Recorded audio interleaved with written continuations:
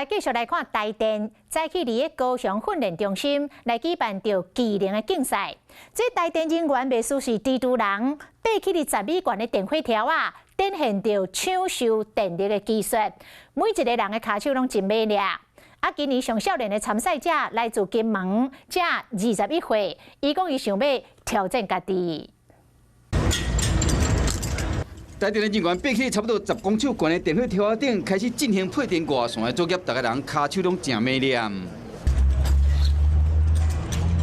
其中这个位金门来蔡伟铁是参加比赛人上少年的，敢若21岁尔。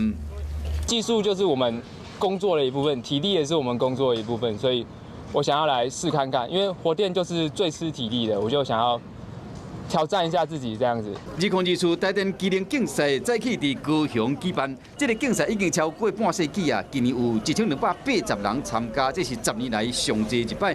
参加比赛人爱完成的任务包括停电的抢修、电力的调度模拟、节能诊断的技术等等，有33个项目，毛陆员工专工来挑战。 台里董事长张文生毛电功夫总经理毛到现场，对着外界关心的电力问题毛回应。2017到2022，我们配电呢也做了5年的配电系统的强韧计划。从2023年开始呢，我们到2027呢第2版的配电的强韧计划。